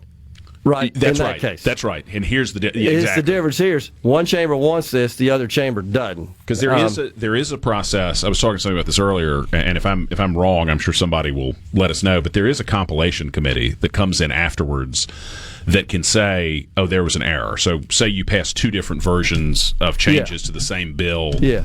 They can come in and reconcile it and say, well, the legislature intended to both make this amendment and this amendment. Okay. But you've got to have everybody say, oh, that was a Scrivener's error.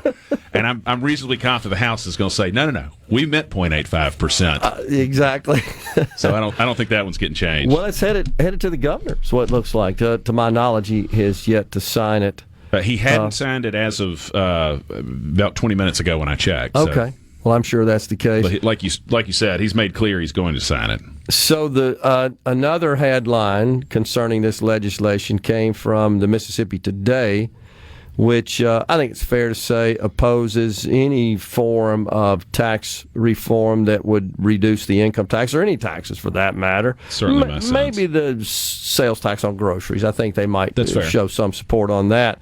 But their headline on this legislation from yesterday, how did the Mississippi Typo Tax Swap Act of 2025 happen? And they give kind of a sequence of events on how we went from point A to the final product there.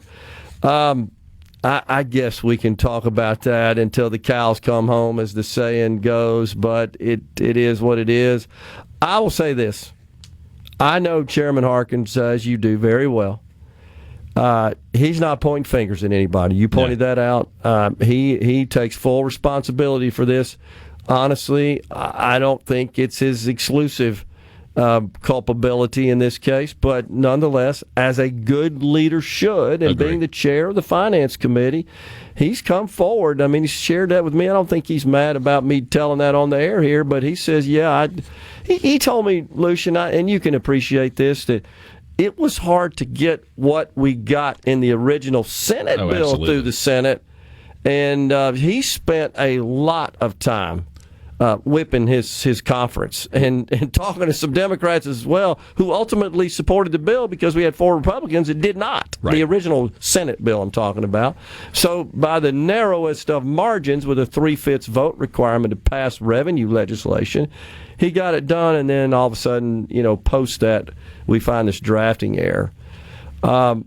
If we run into a situation down the road, which has always been the contention of Speaker of the House Jason White, Chairman Trey Lamar, where, it doesn't appear that revenues are going to be sufficient to meet reasonable spending requirements, the legislature will have to step in and act. That's right. That's right. I mean, and these triggers don't go into effect until fiscal year 2031. That's right. So, but they're not triggers. They're not triggers. Yeah. But there's plenty of time if the economy is not growing at a rate where it would be safe to make this large of cuts, and I think it will. I think I appreciate the optimism. But if we look up, we've got 6 years effectively to say, guys, we got to come back and do this in a different way. And we have to be clear. Economic growth, and you've heard Chairman Lamar and the Speaker refer to that, and I'm with them many times, that they believe this would be a stimulant to economic growth, and we've experienced significant economic growth. We've seen our revenues increase commensurately over the last few years, which is all good news for the state of Mississippi.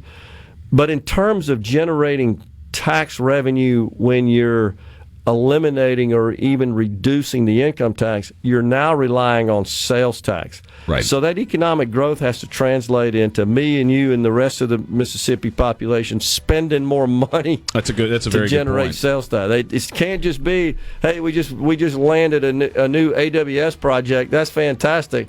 But unless that translates into more sales taxes, that's not really covering the loss of the income tax. It's a very good point. It's a very good point. We got Lucien Smith in the Element Wealth studio. We'll continue this discussion. We'll touch on some federal politics as well while Lucien's in the Element Wealth studio. Stay with us.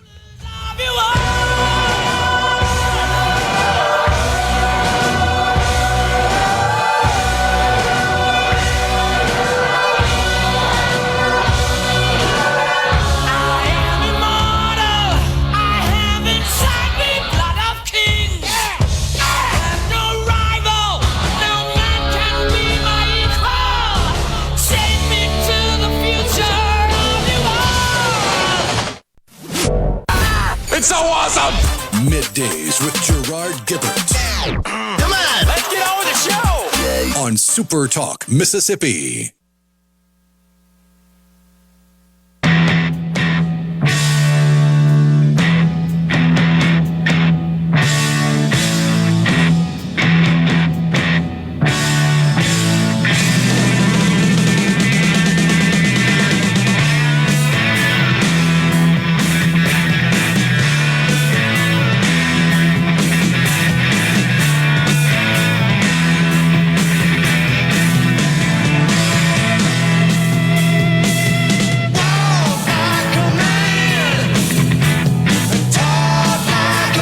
Appreciate that, Rhino. That was on the all-hit request line. That's a great Grand Funk Railroad tune there. It was about 73, 74. 73. 73. How about that? That's good. Appreciate that. So we're visiting with Lucien Smith, former GOP chairman in Mississippi.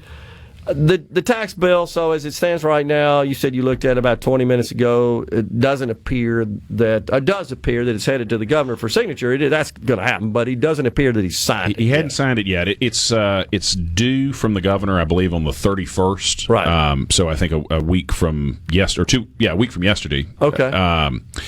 And my guess is there will be some sort of big public bill signing. And I suspect that's why there's a bit of delay. I don't think there's any question he's going to sign it. He's made this a priority. Right. Well, for quite some time. There's always a pretty robust, I was, as you know, Governor Bryant's chief of staff. There's a pretty robust bill review process in that office, even for legislation you're supporting. Okay. So you end up having a substantive policy staffer reads it. A couple of lawyers probably read it. Policy director, chief of staff generally go through every bill that goes to the governor just to make sure you don't find out later that somebody's stuck on page 100, something you've got to make something problem crazy. with.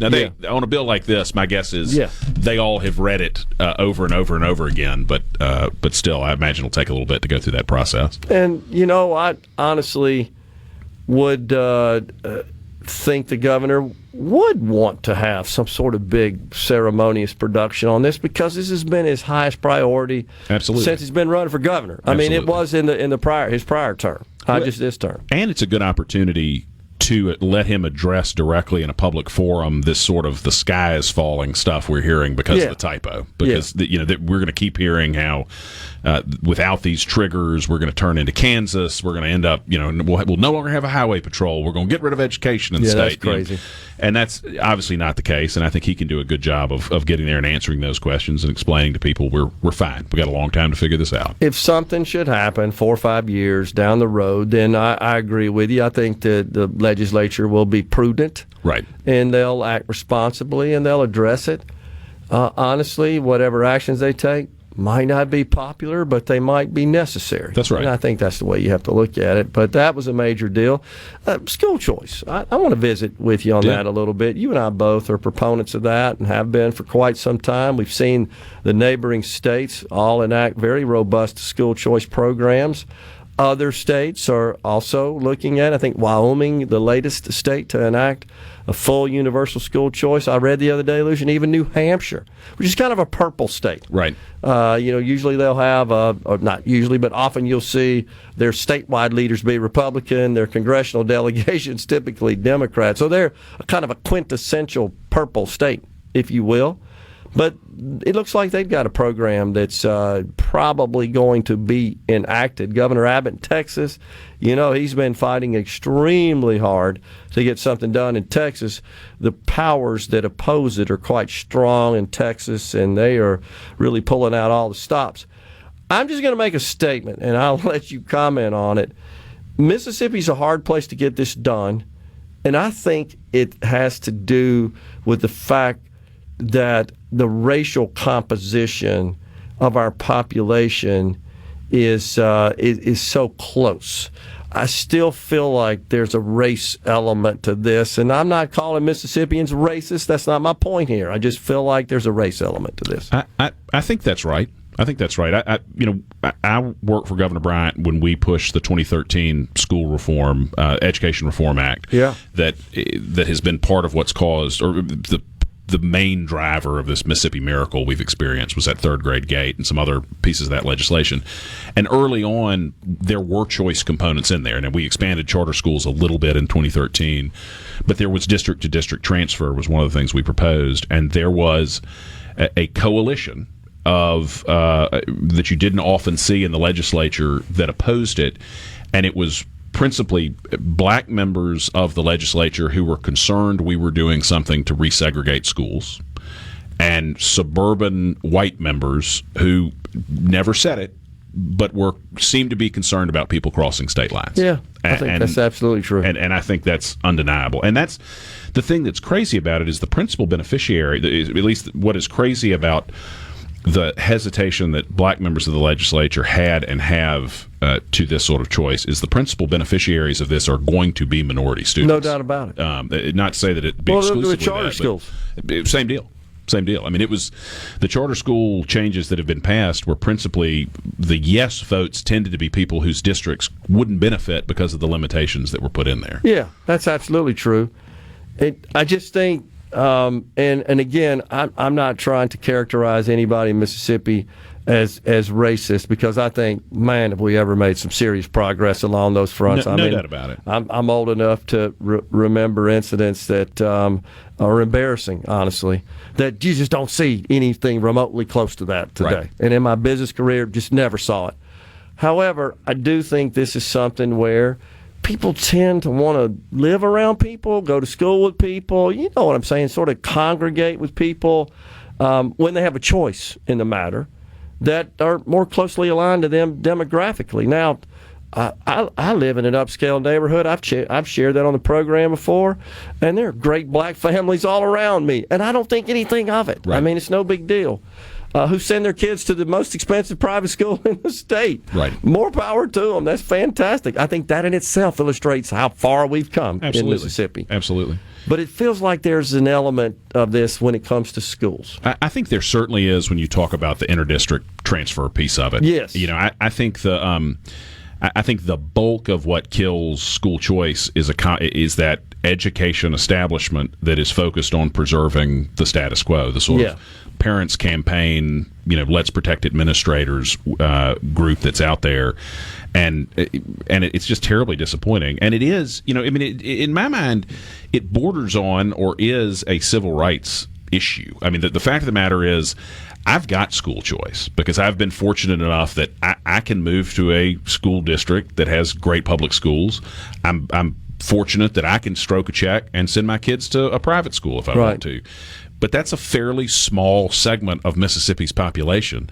And so, moving towards true universal school choice benefits a lot of people who aren't fortunate enough to be able to do that. I truly believe that the biggest benefit of enacting school choice, robust school choice programs, be it public to public, public to private, and then all the way up to universal, but just stop at the public to private, is not so much that you'd have lots of students transferring. I actually don't think that would happen. I think you're right. But what I do think would happen is that the threat of that would cause those schools to kick into gear, just like it does in business.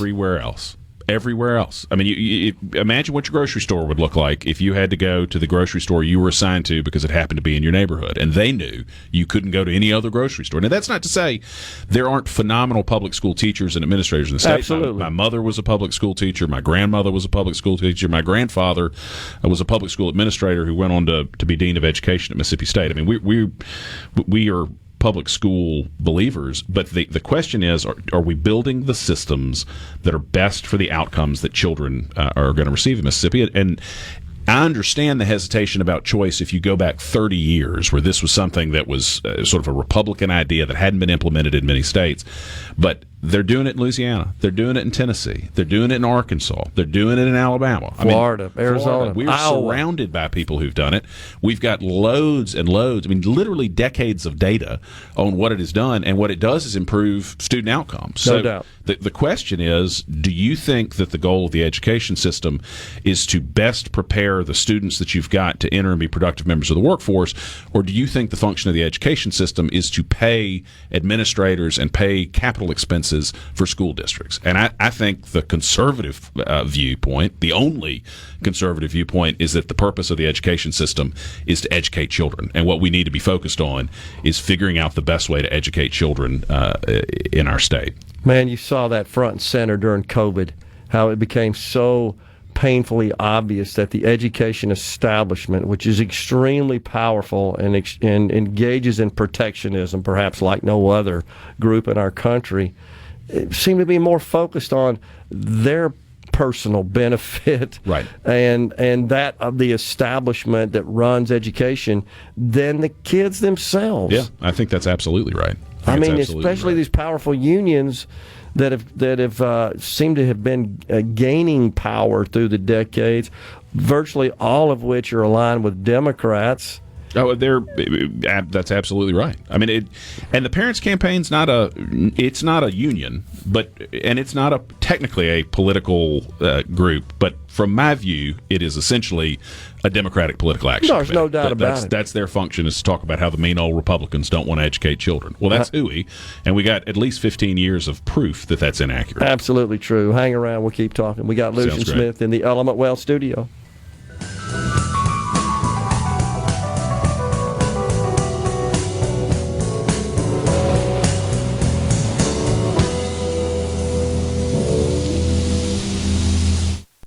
Mississippi. This program. Gerard Gibert. Here we go. This is huge. Huge news. Huge news. Huge. You need to listen to this. Middays with Gerard. SuperTalk, Mississippi.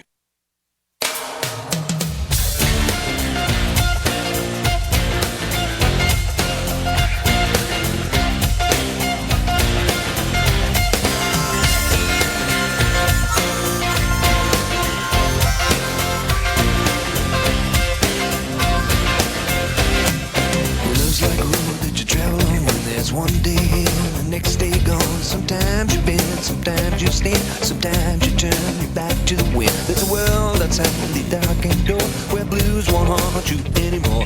We are back with you in the Element Well studio. We thank you so much for joining us today. You know, I remain concerned, Lucien, that our state, which holds itself up to be one that adheres to conservative principles.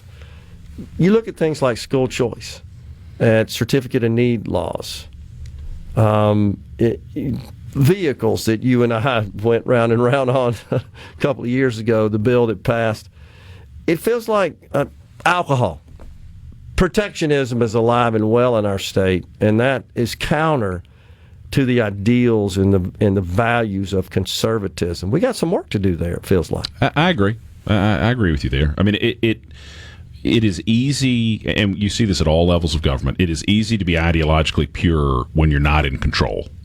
When you then have to actually implement some of these things, it gets a lot more difficult. Yeah. And I do think, and that I think is the primary driver on the education side, is the education establishment in Mississippi continues to be very powerful, very well funded, often have a lot of political stroke, and they're not interested in competition. I think that's right. And we don't have congruence among the three principal lawmakers in the state. We've got a Speaker of the House, a Lieutenant Governor that are at odds, but the Speaker of the House and the Governor are aligned. And it's no secret the Lieutenant Governor has been an opponent of more robust school choice, although he did, right here on this program, say he was prepared to support portability if it allowed a student that attends what he termed was a failing school to transfer. But they couldn't even get that out of the Senate. Yeah. I mean, I think Mississippi needs to go towards universal school choice. I mean, this is we're not the first people doing this. We're surrounded by states that are doing it.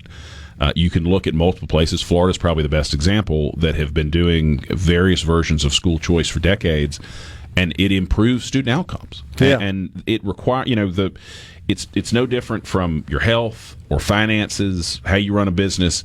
If you keep doing the same thing, you're going to keep getting the same result. If you get to the end of every month and you go, I can't figure out why I don't have any money in the bank, well, it's either because you don't make enough or you spend too much. And you got to fix one of those if you want to start saving. Same thing's true of education. If you are happy with the educational outcomes in Mississippi, and I think there's a lot to be proud of. We've made some real strides. No doubt. But if you think where we are now is where we ought to be forever, then we should keep doing what we're doing, and we'll keep getting these outcomes. Yeah, totally if agree. we want to see changes, we're going to have to change. We're going to have to change some of the things that we do, and education choice is one of the things that we absolutely ought to be considering. And we're going to fall behind the progress that is being made in our surrounding states because we haven't done it. Yeah.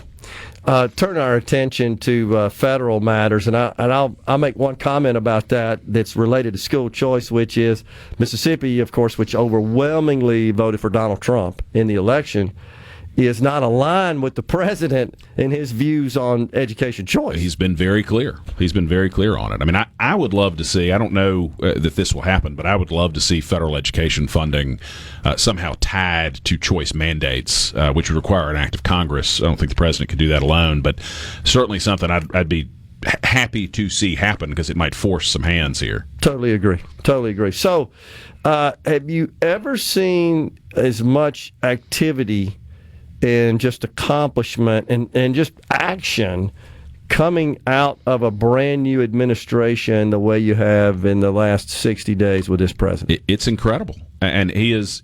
People are not used to. I saw somebody on Facebook who said this is not normal, and they were obviously meaning as a criticism. But it's not normal. But in a lot of ways, it's not normal in a good way, because what tends to happen is Republican presidents campaign a certain way, and then they get constrained by the nature of Washington, and are told things are impossible and we can't possibly do it. And maybe sometimes, like politicians sometimes do, they made some promises that they never intended to follow through on. Sure.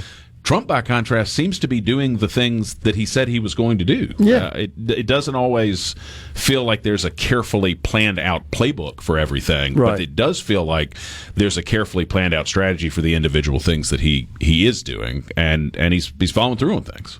Totally agree, and he's surrounded himself with cabinet members and high-ranking officials that are fully aligned with his agenda. That's right.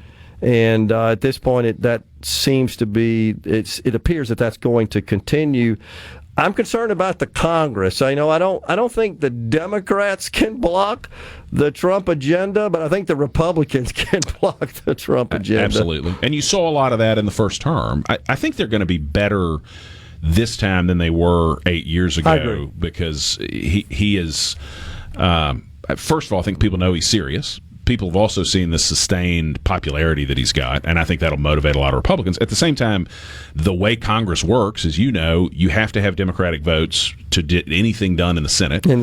And the House majority right now is so thin that you don't have to have Democratic votes necessarily, but you can't lose much in the way of Republican votes. So we're not going to get as much out of Congress as I would like to see us do. But I do think the president is aware, and I've seen some of his surrogates say this, if history is any indication, the Democrats will take the House back in a year and a half. I hope that's not the case, but that's what history suggests.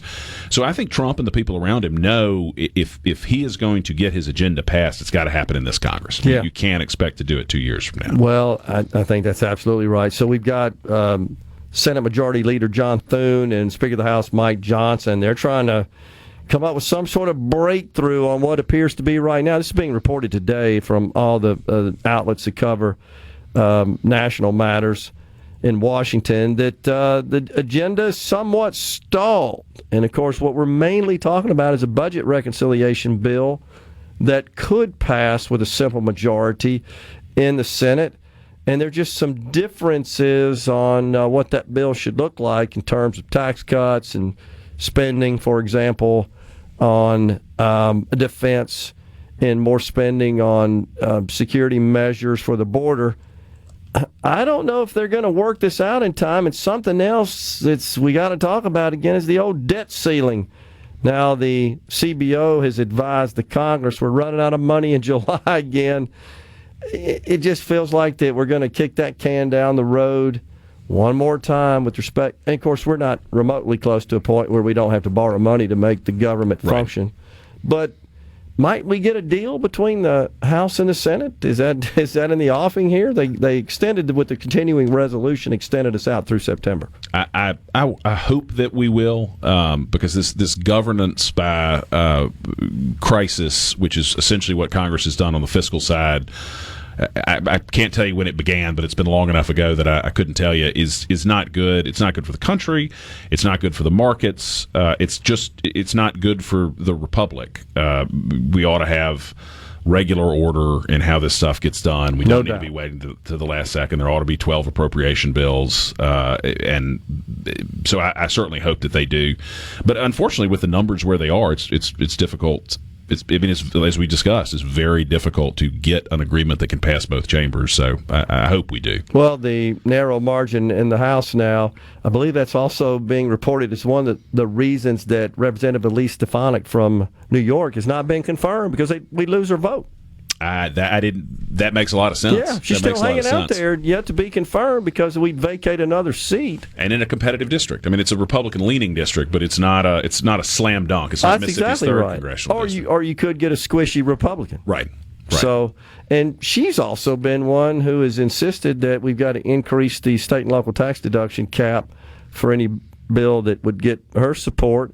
And that just compounds the problem as well. Yeah, I mean, it's principally a northern problem, and my guess is she represents, or northern and western problem. My guess is she represents a bunch of people, no doubt, significantly affected by it. Yeah, where the $10K deduction is peanuts compared to what they actually pay in terms of state and local taxes. Hopefully we'll get something done. The president has indicated he still wants the one big beautiful bill. Speaker of the House Mike Johnson says that Memorial Day is his goal, to produce that bill and get it to the president's desk. But right now, as you know, his committees are behind closed doors, using the framework they passed a few weeks ago to draft the details of the legislation. That could also affect the state of Mississippi if they're talking seriously about cutting Medicaid, which I believe they are. That could have an effect on our budget as well. No doubt about it. I mean, the Medicaid being the best example. I mean, there could be major changes there that force an overhaul of the program, and it's very much a wait and see on seeing what they end up doing. I welcome it, to be honest with you. I think it needs a complete overhaul and a revamping and get back to something that makes sense. But it could affect us financially here in the state of Mississippi. We just have to respond. No doubt about that at all. Yeah, it's going to be a big change. Lucien Smith has been our guest. Thanks for coming in, Lucien. Absolutely. Always a pleasure. Gerard, great to see you. Thanks for having me. You bet. We're coming right back with the final segment of MidDays. Stay with us.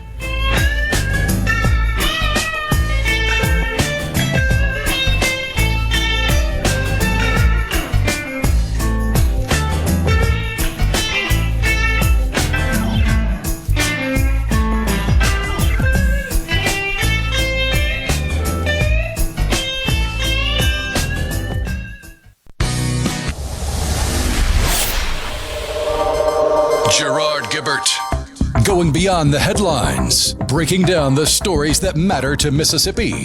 Middays with Gerard on SuperTalk Mississippi.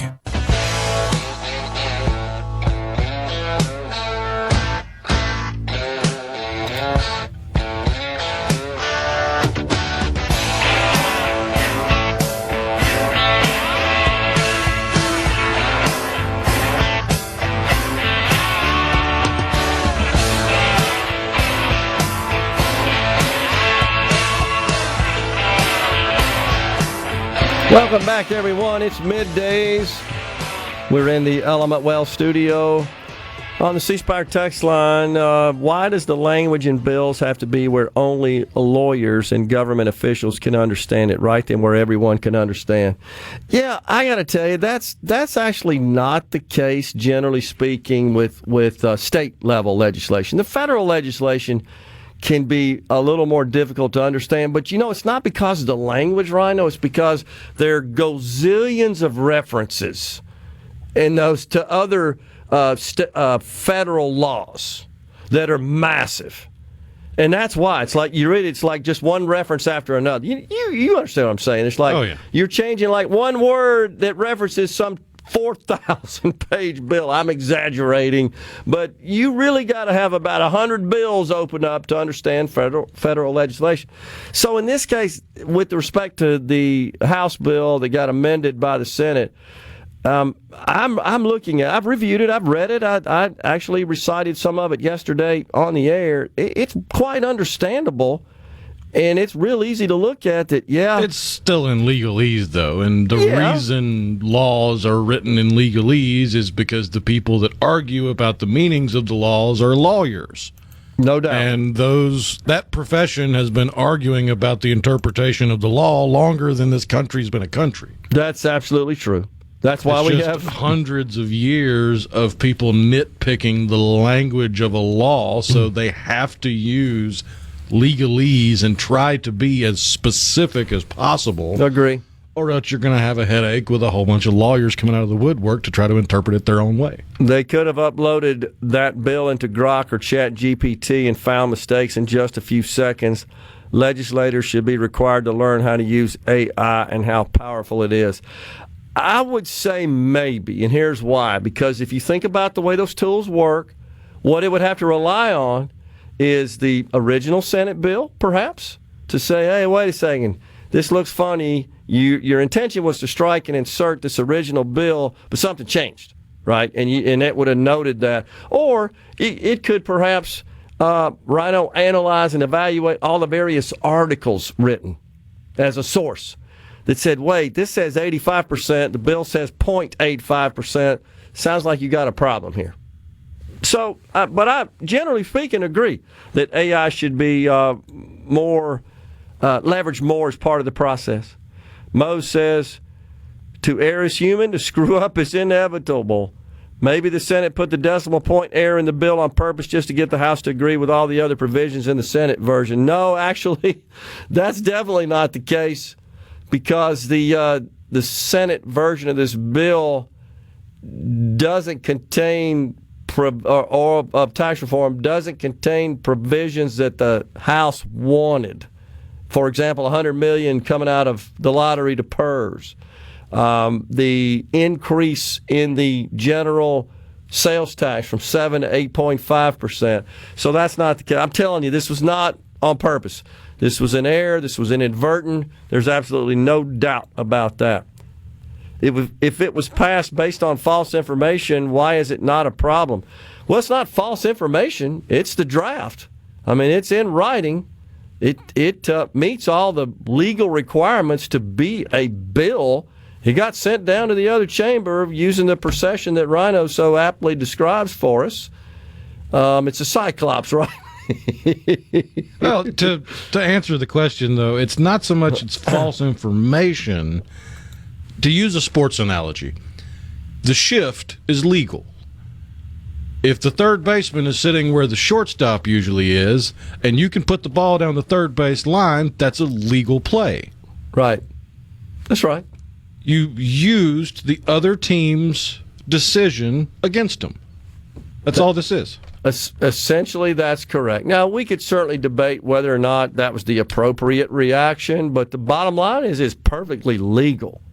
It is within the legal right, in this case, of the House, to say, look, you sent this thing down, it's passed, we're going to pass it. We concur is the way it works, because that's where we were when bills crossed the hall, again, with the procession that Rhino has created for them. Tell us about income tax and when. I think that's an extraneous word, when it goes into effect. So just high level, real briefly, we're in a 4.4% flat rate period right now, that being the year 2025. Next year it goes to 4%. That's based on legislation that passed in 22. After that, it decreases by a quarter point a year over 4 years down to 3%. So think about that, guys. You are right now doing your taxes for 2024 where a rate of 4.7% of all taxable income applied. In 2030, that's going to be 3%. That's a more than a 30% reduction with this bill going to 2030. After that, it will be reduced each year, I think, based on the error using the calculation, the computation in the bill. It's going to be reduced each year by 0.3% over 10 until it is finally zero. Stay safe and God bless everyone. A SuperTalk Mississippi media production.